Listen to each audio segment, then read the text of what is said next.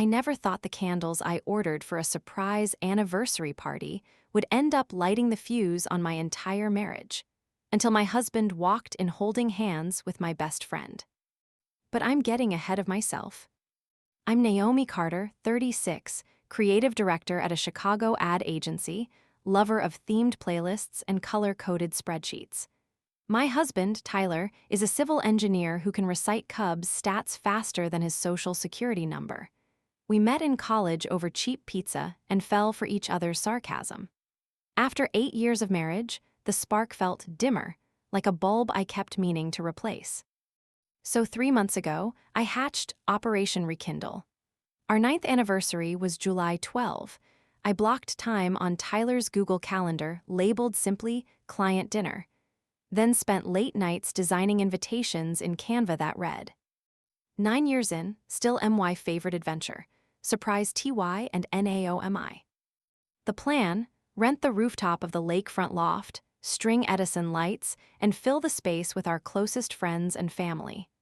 I enlisted my best friend, Jenna Williams, as my covert co-conspirator. Jenna and I have been inseparable since the 7th grade spelling bee. She beat me with ptarmigan and then shared her victory Snickers. She's the sister my parents never gave me. Blonde beach waves, infectious laugh, and a job as a travel nurse that slots her into everyone's life like a friendly comet. When I told Jenna my idea over matcha lattes, she squealed. "Girl, you're bringing romance back with a sledgehammer. I'm in." She volunteered to distract Tyler the day of, claiming she'd take him golf club shopping because apparently men never suspect retail errands. Meanwhile, I booked DJ Marco to spin early 2000s throwbacks, ordered monogrammed cupcakes, and hired a photographer to capture Tyler's jaw-dropping when 40 people yelled, "Surprise!" I even commissioned a custom neon sign, Ty and Nye Est, 2016. Every PayPal ding felt like an investment in happily ever after. Looking back now, I see how fiercely I ignored the warning signs. First, Jenna started forgetting calls. She blamed night shifts, but her emojis dwindled from confetti cannons to half-hearted thumbs up. Second, Tyler grew oddly fit. He bought those pricey running shoes with carbon plates, claiming he wanted a new training challenge. Yet I never saw him actually run, just return home sweaty, cheeks flushed, eyes brighter than post-exercise endorphins usually explain. Still, I pressed on. Love is action, I told myself. If I planned hard enough, we'd fall back in love under twinkle lights. 4 weeks before the party, I met the florist in Wicker Park. While I debated peonies versus dahlias, Tyler texted. Overtime again, might crash at office. He'd been logging extra hours on the Jefferson Bridge retrofit. I replied with a supportive gif and a quick "love you." Seconds later, 3 dots appeared, then disappeared. No love you too. I told myself he was busy. Later that night, Jenna FaceTimed while I assembled party favors, mini jars of Chicago mix popcorn labeled "Still a Perfect Combo." She looked gorgeous but exhausted. "Everything okay?" I asked. She forced a smile. "Just drained. Traveling every week sucks, but your daycare is fire." A beat of awkward silence lingered until she changed the subject. I chalked it up to nursing shift fatigue. 3 weeks to go, I hit my first logistical snag. The custom neon sign arrived cracked. I freaked, ready to scrap it, but Jenna texted, "Don't worry, I know a glass guy near Tyler's office. I'll swap it tomorrow." Relief washed over me. Even distant, she still had my back. 2 weeks out, Tyler forgot date night. I'd booked a wine-tasting flight he never showed. His excuse? Site meeting ran late, my phone died. But when he finally got home, I smelled craft IPAs, not construction dust. He mumbled sorry and crashed on the couch. I tucked a blanket over him, telling myself stressed men make mistakes. Then, 1 week before the party, I overheard something I can't unhear. Tyler was in the garage on speakerphone, unaware I'd slipped in to grab folding chairs. His voice was low, tender, tones he used in our newlywed days.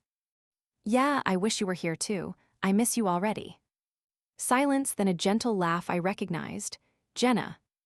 I froze, heart thudding. Tyler said, "Same time Wednesday," she answered softly. I couldn't make out the words, but I heard his clear. "Can't wait."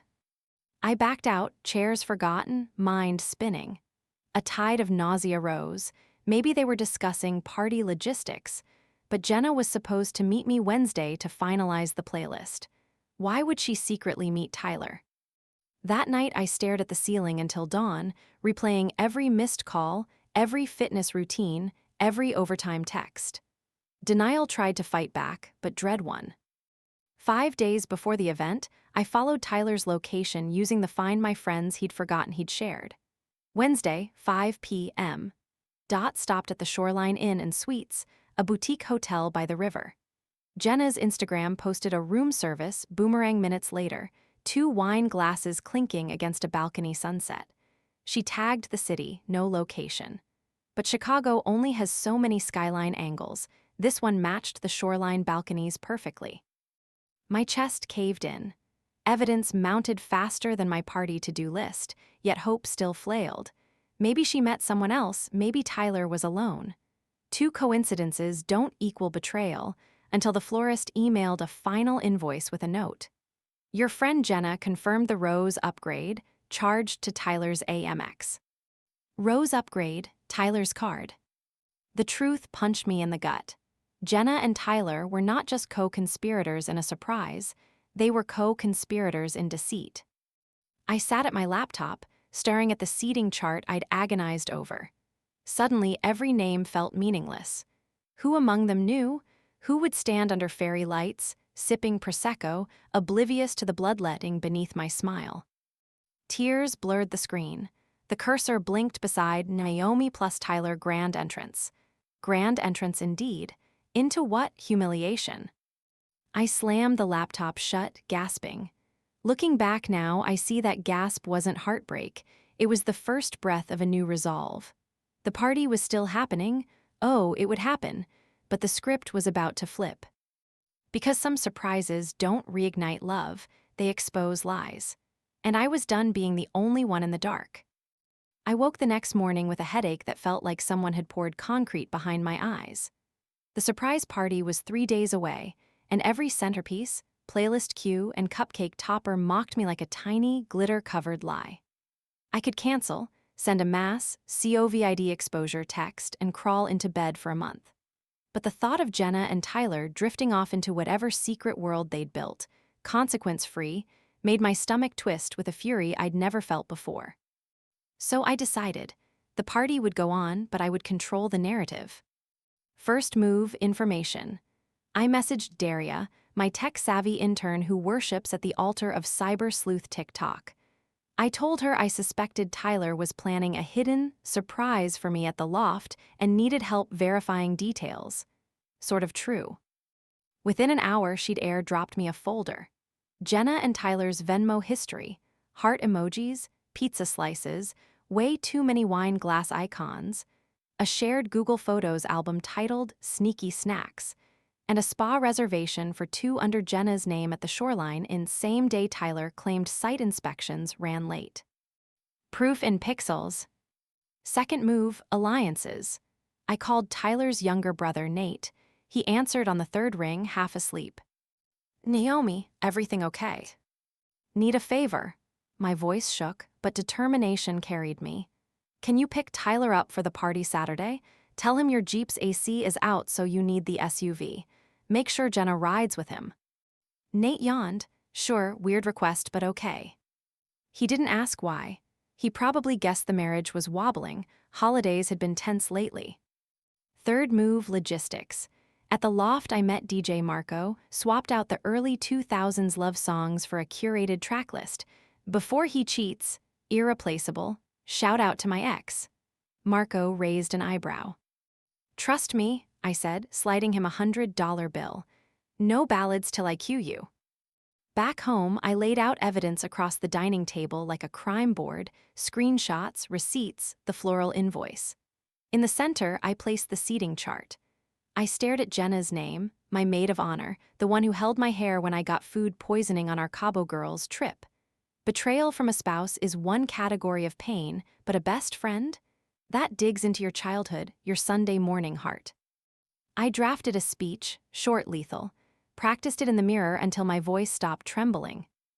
Thank you all for coming to celebrate 9 years of marriage. Turns out only one of us was celebrating. Tyler, Jenna, hope the neon sign looks good in your new place. Too cynical? Maybe. I added a softer landing. For everyone else, the bar is open. Drinks are on me, clarity is on the house. Friday night, Tyler came home early with takeout tie and the fakest smile I'd ever seen. He told me Ember Loft rescheduled the bridge inspection to Sunday, so he'd keep Saturday chill. I nodded, sipping wine I couldn't taste, thinking of the ring on his finger, my grandmother's diamond, now just a historical artifact. Before bed, he kissed my forehead. I love you, Nye. Something in me cracked, but I held steady. Love you too, I whispered, marveling at how fluidly lies can exit a mouth. Later, I texted Jenna, everything's set for Saturday, he's excited. She replied instantly, yes, can't wait to see his face. I stared at the screen, adrenaline surging. If irony were a sport, we'd both medal. I didn't sleep. Instead, I wrote a letter to my future self. When the doubt creeps in, remember tonight. Remember packing your power back into your own hands. I sealed it in an envelope marked Open July 12, 2027, whatever life looked like by then. Saturday morning, party day, I dressed in a backless emerald jumpsuit Jenna once said made me look like a Marvel heroine off duty. Perfect. Nate texted, en route to pick up the lovebirds. Lovebirds. The word felt radioactive.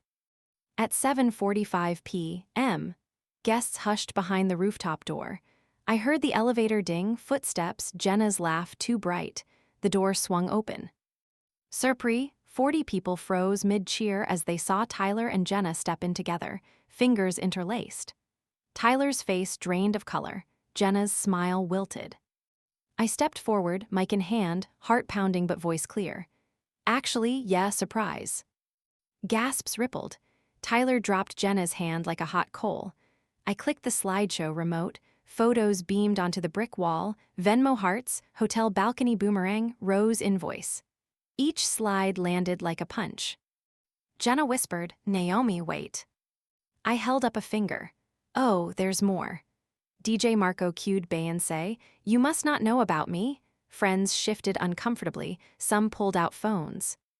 Tyler tried to speak. Nye, we were going to tell you. Tell me what? I countered. That my best friend is your hobby, that overtime is code for side piece. Jenna sobbed. Tyler reached for me. I stepped back. Do not touch me. Silence hung heavy, broken only by Beyoncé listing everything irreplaceable. Finally, I exhaled. For the rest of you, the bar's open. Have fun. As for me, I've got a bottle of champagne and an Uber XL waiting downstairs. Without another word, I walked out, emerald fabric swishing like a superhero cape. Looking back now, I see that exit was my rebirth. The party didn't burn romance back into my marriage. It burned the marriage to reveal the woman underneath, tired of dimming herself for someone else's secrets, ready to step into her own spotlight. And the night was far from over. The second the elevator doors slid shut, my knees buckled.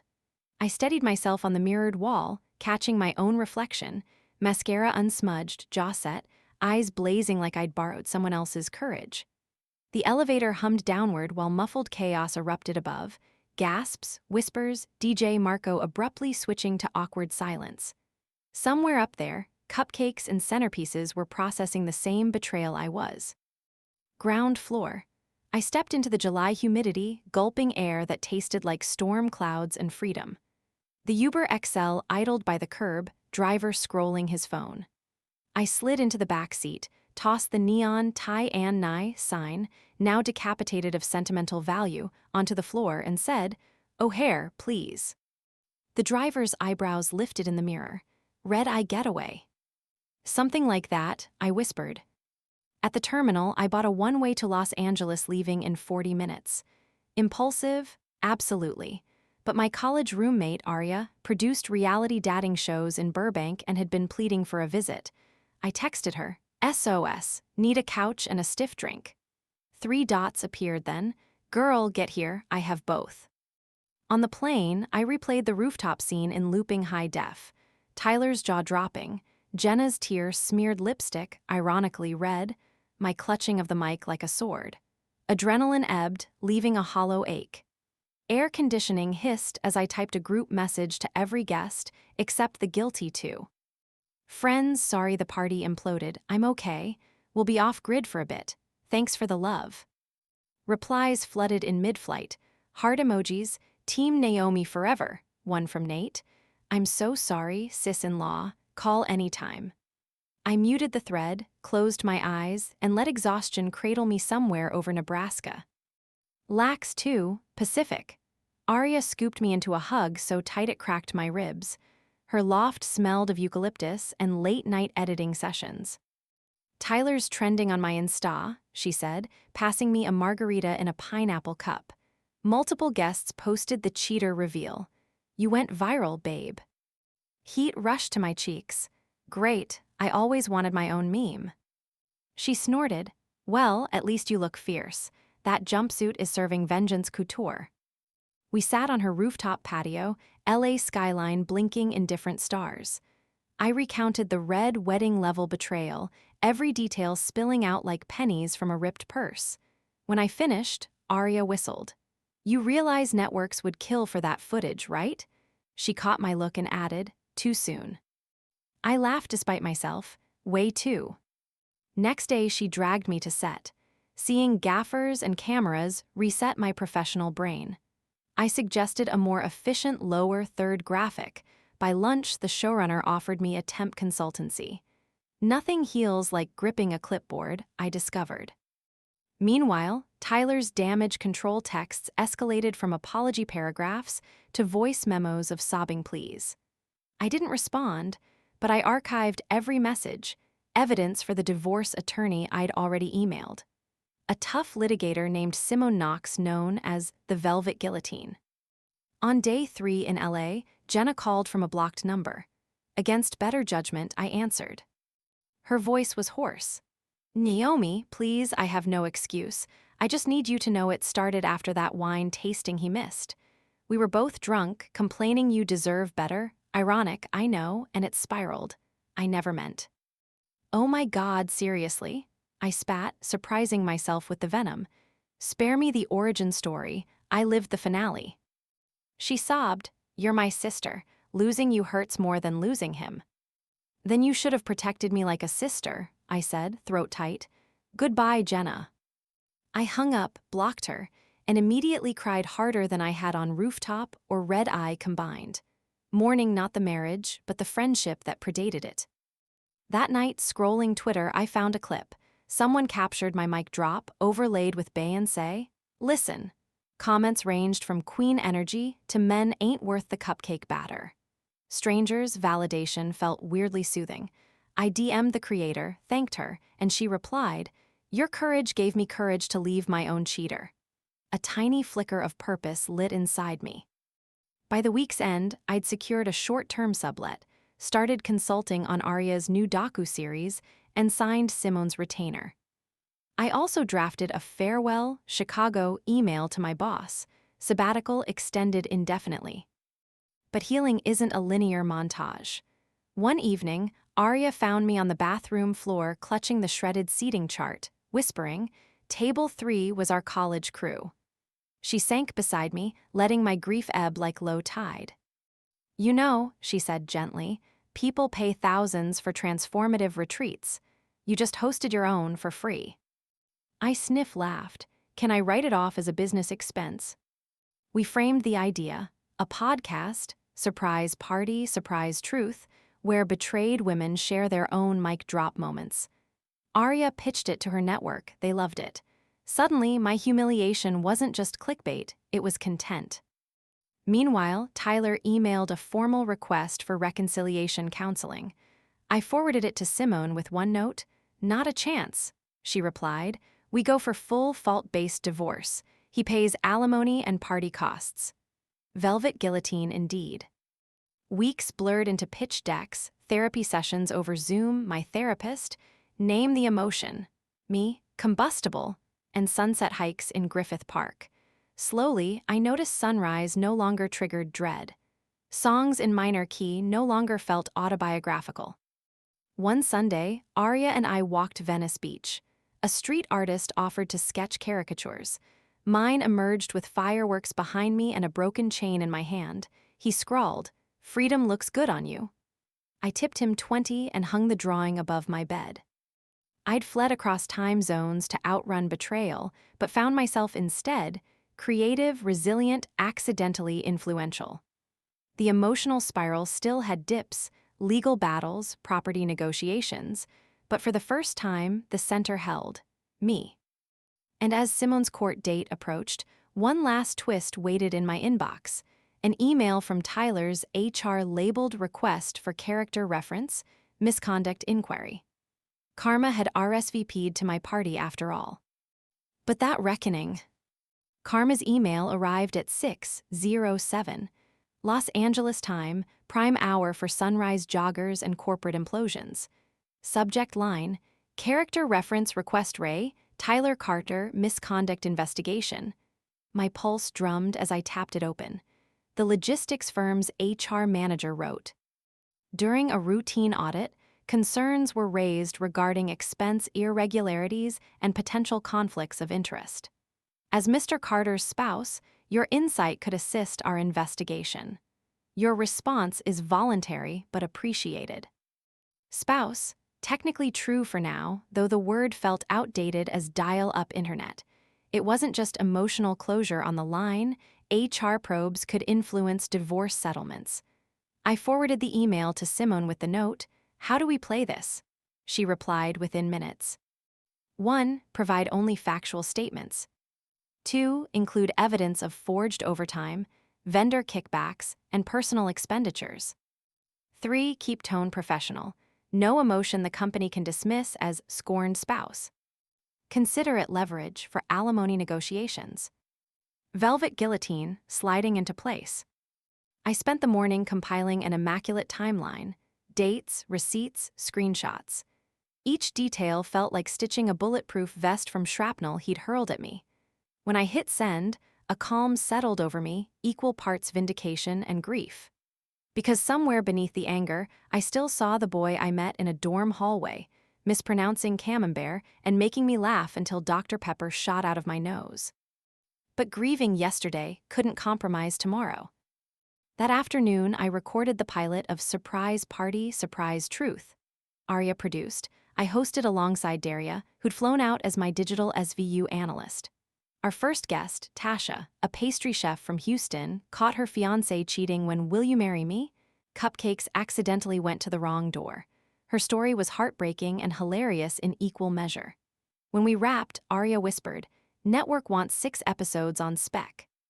I blinked. From party planner to podcast host in one betrayal flat. She tapped my lipstick charm necklace, now my unofficial brand logo.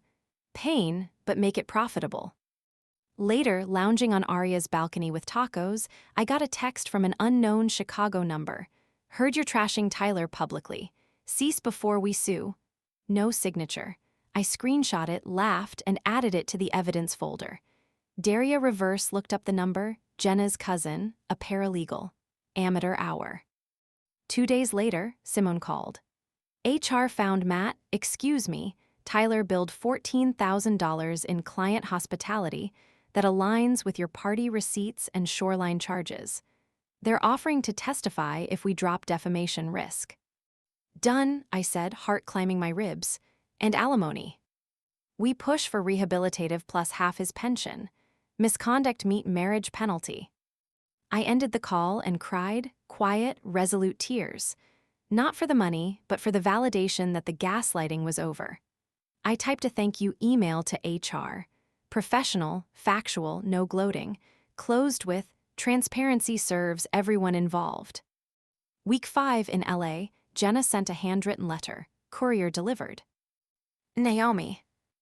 I know I have zero right to ask forgiveness, but therapy is making me own my shadows.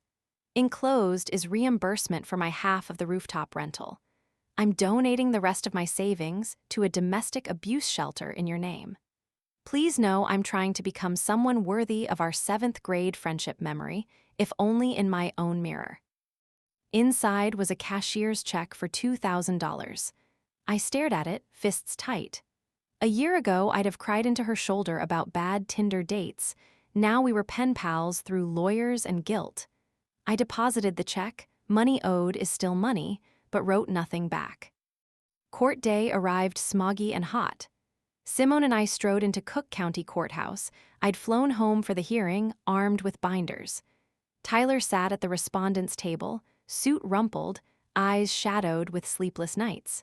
Beside him, a junior attorney shuffled papers like sandbags against a tsunami. The judge was brisk. Simone laid out misconduct findings, HR affidavits, and Jenna's statement confirming timeframe of the affair. Tyler's lawyer sputtered objections. The judge overruled. When asked for comment, Tyler stood, hands trembling. I made horrible mistakes, he croaked. I'm in counseling. I want to make things right. I felt a flicker of pity and let it burn out. The judge accepted our settlement terms: fault-based divorce, full division of marital assets in my favor, condo equity, savings restitution, rehabilitative alimony for 2 years, and Tyler responsible for 80% of my legal fees. Hammer. Case closed. Outside, reporters loitered. My viral clip had spawned local intrigue. Simone shielded me from cameras, but one question pierced through. Naomi, any advice for others blindsided by betrayal? I paused, sunshine glaring. Then, steadily, trust is like glass. When it cracks, shards remain forever.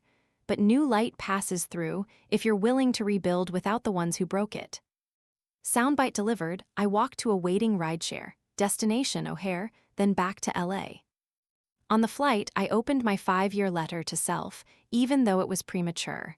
The note read, "If you're opening this, you honored your own worth." I smiled, sealed it again for 2027. Back in California, Aria greeted me with confetti poppers and a neon sign redux. Naomi 2 est, right now. We toasted with sparkling rosé. I posted a celebratory reel, a quick montage of skyline shots, podcast mics, and the courtroom steps. Caption: turns out surprise parties can be rebranded. It hit 100K views overnight. Comments flooded with stories, solidarity, and sponsorship offers for divorce care products. I'd traded a scripted happily ever after for an unscripted series of my own making. Messy, unfiltered, but real. The emotional spiral finally opened into a helix, lifting me upward. And somewhere between the edit bay and the shoreline sunset, I realized the final twist. I no longer feared surprises, because I'd become one to myself most of all. Los Angeles has a funny way of turning layovers into lifetimes. What began as a couch surf turned, almost accidentally, into a full relocation. The podcast sold to a mid-tier network under the title, Red Flags, and Confetti Cannons. 12 episodes greenlit. My creative director resume landed me a flexible consulting gig with a boutique production house in Culver City. Aria's spare bedroom became mine, until you outgrow us, she joked. I registered a California LLC, Lipstick Revelation Media, because if betrayal could pay the bills, I'd let it. But growth isn't pristine, it's messy. Some nights I still woke at 3 a.m., half convinced I could smell Tyler's cedar cologne, until LA's desert air reminded me I was thousands of miles from that memory. Therapy helped, so did Pilates and a rescue mutt named Disco who wagged through every editing session. Mid-September, 8 weeks post-divorce, Simone called, settlement check cleared, final paperwork stamped. Her velvet voice sounded almost giddy. Free as a Malibu breeze, kiddo. I took Disco to the beach, popped earbuds, and voice memoed a raw monologue for episode 6. What does freedom taste like? Salt, sunscreen, and a hint of after-tear mascara. Aria texted 3 fire emojis after listening. A week later, Jenna resurfaced, not to beg, but to return something far older than roses, the VHS of our 8th grade talent show duet. She mailed it with a sticky note. Memories aren't forgiveness, but maybe they're compost, old pain feeding new growth. Zoe J. I tucked it in a box labeled Someday, uncertain when or if I'd watch. Tyler, meanwhile, evaporated from my feeds. Mutual friends said he took a job in Nashville, starting fresh. Good for him, I thought, sincerely. Healing isn't a zero-sum game. We could both climb from rubble. Podcast launch day arrived crisp and electric. We gathered in Arya's living room studio, mics check, ring lights glowing. The network's social team live tweeted, Daria handled analytics. At noon, episode 1 dropped, Cupcakes of Doom. Within 2 hours, it charted top 20 on Apple relationships. Comments flooded. Needed this courage. Just mailed divorce papers. Thank you, Naomi. Booked surprise party for hubby, but actively checking his Venmo first face with tears of joy. That night, we threw a release party at a Silver Lake bar. Instead of a neon couple sign, a custom marquee read, Trust your gut, pop the confetti. When DJ Marco, flown in on my dime, Loyalty Counts, spun our theme remix, I realized the room's cheers felt different. Not for a marriage, but for survival. Yet closure had one final test. 2 days later, I received a Facebook message request from Tyler's mom, Ellen. My stomach fluttered. I hadn't spoken to her since the fiasco. Naomi, heard about podcast. I'm ashamed of Tyler's actions, but proud of your strength. If you're open, I'd love to keep in touch. You'll always be family to me. Tears welled. I typed, deleted, retyped. Finally, thank you, Ellen, I'd like that. Because endings can contain kindness without reopening wounds. The betrayal story folded into a bigger narrative, career, community, canine joy. The emotional spiral flattened into a spiral staircase, each rotation lifting me higher while still reminding where I'd been. And at the top of that staircase, a final door waited, one more surprise, but this time I could feel it humming with possibility instead of dread. What was behind it? The door, the one I kept sensing in the corner of my mind, opened on a random Thursday at Whole Foods. I was wrangling Disco. Turns out the adoption fee did not include manners, while debating oat milk brands when a voice behind me said, Your dog just put an $18 wheel of Gouda in my basket. I'm not even mad. I turned to find a guy about my age, jeans, NASA tee, laugh crinkles around hazel eyes, holding the cheese and Disco's leash, which my trusty Mutt had somehow chewed through. Flustered, I apologized and reached for the Gouda. He shrugged. Keep it. Consider it a meet-cute tax. I laughed, really laughed, and introduced myself. He was Miles, an aerospace UX designer who'd moved from Seattle last month. We chatted about Chicago winters versus LA traffic, and I left with his number tucked between Disco's vaccination papers. Driving home, I felt that old electric flutter, the one I'd buried under spreadsheets and subpoenas. I wasn't naive enough to call it fate, but it proved something. My heart still recognized possibility. The podcast's second week numbers exploded. Episode 3 hit 8 in society and culture. Brands reached out. Therapist matching apps, a divorce party balloon company, yes, really, and the lipstick brand whose shade sparked Tyler's downfall.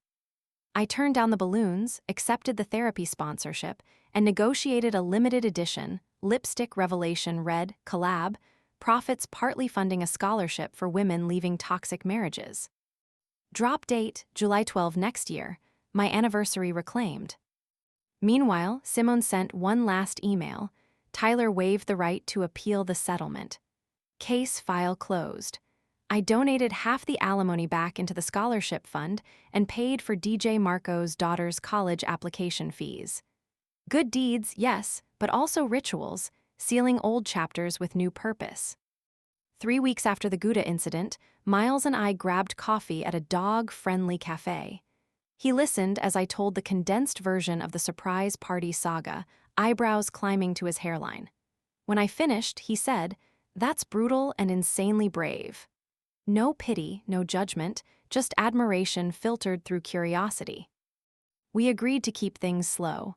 Hikes with Disco, taco trucks, late-night stargazing at Griffith Observatory. He pointed out constellations. I named them after red flags for laughs. One night under Orion's belt, he asked, "Do surprises still scare you?" I thought about rooftop fairy lights and mic drops, about how the worst surprise of my life became a platform. Not anymore, I said. I think I finally trust my gut and my boundaries enough to survive whatever pops out of the dark. He squeezed my hand, and for the first time since Chicago, touch felt safe. Season 1 finale of red flags and confetti cannons taped before a tiny studio audience, mostly friends, network execs, and a dozen listeners who'd harrowing proof of healing stories. Arya interviewed me instead of the other way around. She asked, "If you could tell Naomi from the night before the party one thing, what would it be?" I looked into the camera, picturing that woman in the emerald jumpsuit, lungs tight with dread. I'd say, "You're about to lose the future you planned, but you'll gain the self you forgot, and she's magnificent." The crowd cheered, tears blurred my vision. After the tapping, Miles found me backstage, bouquet of sunflowers my favorite, a detail he'd caught in passing. He handed me a small box. Not jewelry too soon, but inside lay a brass key on a ribbon. "Relax," he said, reading my raised eyebrow. "It's a key to the music studio I rent on Sundays. Thought you might need a quiet place to script season 2. He paused, "And maybe we could write a new playlist together." The gesture, thoughtful, pressure-free, filled me with warmth. "I'd like that," I said, kissing his cheek. Disco barked approval from Arya's arms, the audience of friends hooted. Later, alone in my loft, I pinned the key next to the lipstick charm and the caricature sketch. Above them, a new neon sign glowed soft pink. Still my favorite adventure, me.